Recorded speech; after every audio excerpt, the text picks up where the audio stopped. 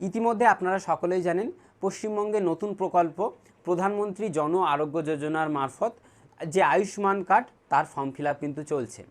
যখন জনকল্যাণ শিবির চলছিল তখন আমি আপনাদেরকে একটি ভিডিও বানিয়ে আপনাদেরকে দেখিয়েছিলাম যে এই জনকল্যাণ শিবিরে এই আয়ুষ্মান কার্ডের যে ফর্ম, এই ফর্মটা কাদের আবেদন করতে হবে এবং কাদের ফর্মটি বাড়িতে আসবে। সেক্ষেত্রে আপনারা অনেকে অন্যরকম কমেন্ট করেছিলেন, যেখানে আপনারা জানিয়েছিলেন যে দাদা আপনি তো বলছেন যে RKSY1 RKSY2 এদের ফর্ম জনকল্যাণ শিবিরে গিয়ে আবেদন করতে হবে, কিন্তু আমাদের ওখান থেকে তো তাই সেই সকল কার্ড ব্যক্তিদের কিন্তু ফর্ম দিচ্ছে না। সেক্ষেত্রে আমি বলবো, দেখো কিছু কিছু ব্লকে কিন্তু শুরুতে একটু ভুল ভ্রান্তি হয়, যার জন্য কিন্তু এই ফর্ম দেওয়ার বা ফর্ম বিলির প্রক্রিয়াটা কিন্তু তারা বুঝতে পারেনি, যার জন্য সমস্যাটা হয়েছিল। ঠিক আছে, এবং আমি আপনাদেরকে যেমনটা বলেছিলাম যে এই সকল ডিজিটাল কার্ড যাদের রয়েছে তাদেরকে কি হবে, তাদের এরকম ঠিক একটা প্রি ফর্ম, মানে যেখানে প্রত্যেকটা ফর্মে একটা ব্যক্তির নাম একদম ডিটেলস লিখেই ফর্মটা কিন্তু আপনার বাড়িতে আসবে এবং এই ফর্মটা কিন্তু তাদেরকে ফিল আপ করতে হবে। এই ছোটো কার্ড যাদের রয়েছে তাদেরকে কিন্তু ফর্মটা ফিল আপ করতে হবে না। দেখুন সেই কথাটা কিন্তু আজকের বাস্তব বা সত্যিতে পরিণত হয়েছে। ওই জন্যই দেখবেন আমরা ভিডিওটা হয়তো একটু লেটে তৈরি করি বা ভিডিওটা একটু পোস্ট আমরা শেষে দিই। আমরা কিন্তু চেষ্টা করি আপনাদের সামনে একেবারে অথেন্টিক ভিডিওটাই আনার, বা একেবারে যে সম্পূর্ণ যে সত্য সেটাই আপনাদের সামনে তুলে ধরার চেষ্টা করি।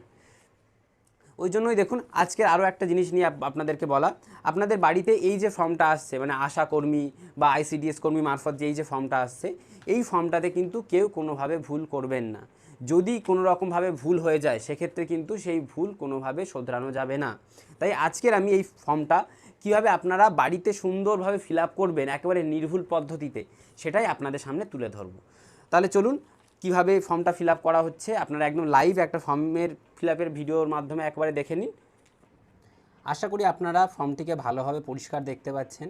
এই যে ফর্মটি রয়েছে এই ফর্মটি কিন্তু প্রত্যেকটা ব্যক্তির আলাদা আলাদা এবং প্রত্যেকের আলাদা আলাদা নামে কিন্তু আসতে চলেছে। ঠিক আছে, ফর্মটির এইখানে মানে একদম ওপরের পোর্শনে দেখবেন আপনাদের যে ব্লকের নাম সেই ব্লকের নাম লেখা থাকবে। এখানে যেমন মগরাহাট ব্লক বা দ্বিতীয় ব্লক রয়েছে সেটা সম্পূর্ণ ডিটেলস এখানে রয়েছে। তারপরে যার নামে ফর্মটি এসেছে সেখানে দেখবেন তার যে আধার কার্ড নম্বর সেইটা এখানে দেওয়া থাকবে এবং অ্যাপ্লিকেন্টের যে নাম মানে যার নামে ফর্মটা এসেছে তার নামটা এখানে দেওয়া থাকবে এবং যে রেশন কার্ড নম্বর সেই রেশন কার্ড নম্বরটা কিন্তু এখানে দেওয়া থাকবে। এগুলো কিন্তু আপনার লেখার দরকার নেই।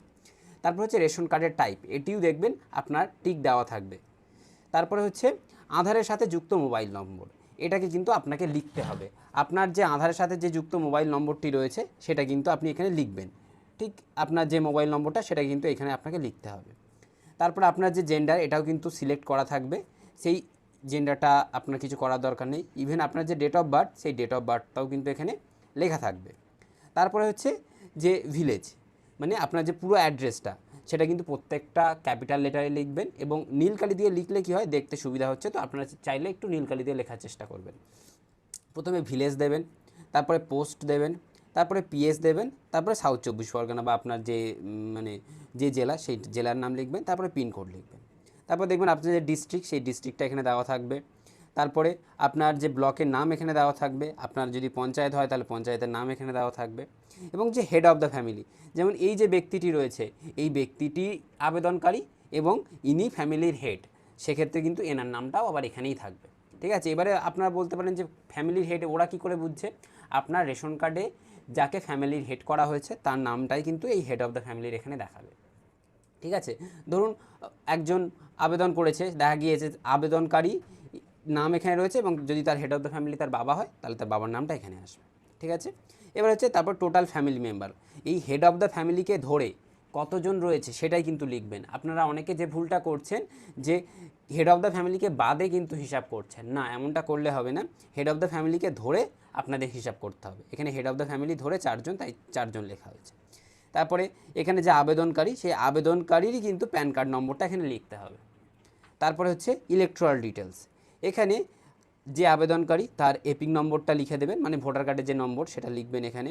তারপর হচ্ছে AC নম্বর মানে হচ্ছে অ্যাসেম্বলি নম্বর, মানে তার বিধানসভা ক্ষেত্রের নাম। এটা আপনারা কোথায় পাবেন, দেখবেন আপনারা যারা ভোট দিয়েছেন তাদের একটা স্লিপ দিয়েছিল ভোটের আগে বিওলো কর্তৃক, ঠিক এরকম একটা চৌকো স্লিপ দিয়েছিল, ঠিক সেইখানেই দেখবেন আপনার অ্যাসেম্বলি বা বিধানসভা ক্ষেত্র নম্বরটি রয়েছে, সেটা আপনি এখানে লিখবেন।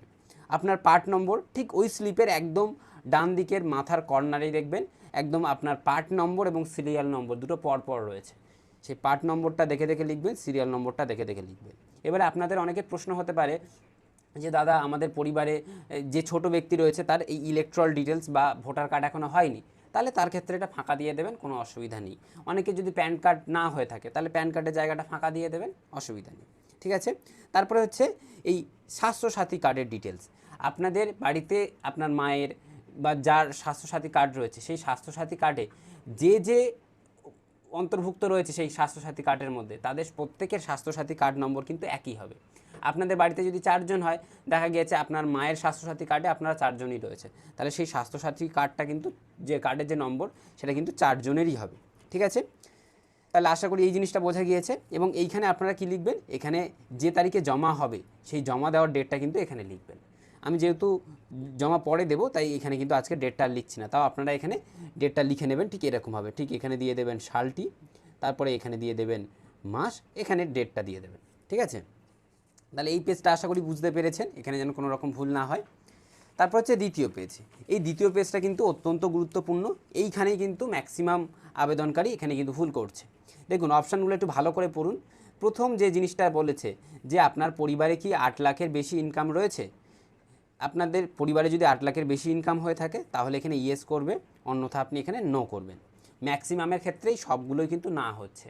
ঠিক আছে, তো আপনাদের ক্ষেত্রে দেখবেন ম্যাক্সিমামের সবারই নাই আসবে। তারপরে বলছে আপনাদের ফ্যামিলিতে কেউ কি ইনকাম ট্যাক্স দিচ্ছে, যদি না দিয়ে থাকে তাহলে না দেবেন। আপনাদের পরিবারে কারোর কি এসআইআরে বা যে এসআইআর লিস্ট সেখানে কি কোনো রকম সমস্যা দিয়েছিল, যদি না হয়ে থাকে তাহলে না দেবেন। তারপরে আপনার নাম কি এসআইআর ট্রাইব্যুনালে পেন্ডিং রয়েছে বা মুলতবি রয়েছে, যদি না হয় না দেবেন। আপনার কি সিএএ অ্যাপ্লিকেশান পেন্ডিং রয়েছে, তাহলে যদি না হয়, বা সিবিসিএ অ্যাপ্লিকেশান আপনার করা দরকারই পড়েনি, তাহলে আপনি এখানে না করে দেবেন। এবারে সমস্যাটা হচ্ছে আপনাদের এই জায়গাতে, যেখানে কি বলছে beneficiary name delete from Annapurna Yojana beneficiary list. এটার মানে কি, যে অন্নপূর্ণা ভাণ্ডারের যে তালিকা সেই তালিকা থেকে কারোর নাম যদি বাদ যায় তাহলে কিন্তু সে আবেদন করতে পারবে না। এবার আপনার কথা হতে পারে যে আমাদের তো এখনও অন্নপূর্ণা যোজনাতে নামই ওঠেনি, তাহলে আমরা কি করব। তো আপনাদের যেহেতু নাম ওঠেনি তার মানে আপনাদের এটা ভাবার দরকার নেই যে আপনাদের নাম ডিলিট হয়ে গেছে, আপনারা এটাকে পরিষ্কার না করে দেবেন যে আমার নামটি এখনও অন্নপূর্ণা যোজনাতে রয়েছে এটা। তারপরে বলছে যে যে বর্তমান ব্যক্তিটা রয়েছে সে কি বর্তমানে অ্যালাইভ রয়েছে বা কি রয়েছে বা পার্মানেন্টলি শিফটেড হয়ে গেছে, বা পার্মানেন্টলি যদি অন্য জায়গায় শিফট হয়ে যায় বা অন্য রাজ্যে শিফট হয়ে যায় তাহলে কিন্তু এখানে হ্যাঁ করতে হবে, অন্যথা আপনি না করবেন। ম্যাক্সিমামের ক্ষেত্রে কিন্তু এই সবগুলো না হবে, কারণ যদি হ্যাঁ হয়ে থাকে তাহলে কিন্তু দেখা যাবে যে আয়ুষ্মান কার্ডের যে ক্রাইটেরিয়া সেখানে কিন্তু সে একটাতে যদি হয়ে যায় তাহলে কিন্তু তার আয়ুষ্মান কার্ডটি কিন্তু হবে না। ঠিক আছে, এখানে তাই প্রত্যেকেরই সবগুলো না হবে। তারপরে এই যে চেক বক্সে এখানে টিক দেবেন, তারপরে যে আবেদনকারী রয়েছে সে এখানে সই করবেন, যদি সই না করতে পারে টিপছাপ দিয়ে দেবে। এবারে এই FLW এইটাতে কিন্তু আপনারা কোনোভাবে ফিল আপ করবেন না। এটারা কারা ফিল আপ করবে, যারা আপনাদেরকে ফর্ম দিয়েছিল আশাকর্মী বা ICDS কর্মী, তারা এটা ফিল আপ করবে। এবং এটাও কিন্তু আপনাদের কোনোভাবে ফিল আপ করতে হবে না। এটা কারা করবে, যারা অফিসিয়ালি ভেরিফাই করবে তারা কিন্তু এই জিনিসটা ফিল আপ করবে। ঠিক আছে, এবারে আমি আপনাদেরকে বলি এর সাথে আপনাদের কি কি ডকুমেন্ট দিতে হবে। দেখুন এর সাথে আপনি যে যে তথ্য এখানে দিচ্ছেন, আপনার আধার কার্ড দিলেন, ভোটার কার্ড দিলেন, যদি ভোটার কার্ড থেকে থাকে তাহলে ভোটার কার্ড দেবেন, প্যান কার্ড যদি এখানে দিয়ে থাকেন তাহলে প্যান কার্ড দেবেন, রেশন কার্ডের থাকলে রেশন কার্ডের জেরক্স কপি দেবেন, স্বাস্থ্যসাথী কার্ড দিচ্ছেন তাহলে স্বাস্থ্যসাথী কার্ডের জেরক্স কপি দেবেন। তারপরে আপনার যে এবারের ভোটের আগে যে বিওলো যে স্লিপটা দিয়েছিল, যে স্লিপের কথা আমি বলছিলাম, সেই স্লিপেরও কিন্তু আপনাকে একটা কপি জেরক্স দিতে হবে। এবং যদি মনে হয় যে প্রত্যেকটা জেরক্সের নিচে সই করতেও পারেন নাও করতে পারেন, তাতে কোনো অসুবিধা হবে না, তাহলে অবশ্যই কিন্তু এই জিনিসের জেরক্সগুলো কিন্তু আপনি অবশ্যই দেবেন, অন্যথা কিন্তু আপনার ফর্মটি বাতিল হয়ে যাওয়ার সম্ভাবনা থাকবে। তাহলে আশা করি আপনার ফর্মটি কীভাবে ফিল আপ করতে হবে বুঝতে পেরেছেন। তাহলে দেখা হচ্ছে পরবর্তী নতুন ভিডিওতে, ততক্ষণ আপনারা ভালো থাকুন। এবং এই ফর্মটা যাতে অন্যরাও ভালোভাবে ফিল আপ করতে পারে তাহলে অবশ্যই ভিডিওটি সবার সাথে শেয়ার করবেন। তাহলে দেখা হচ্ছে পরবর্তী নতুন ভিডিওতে। Thank you.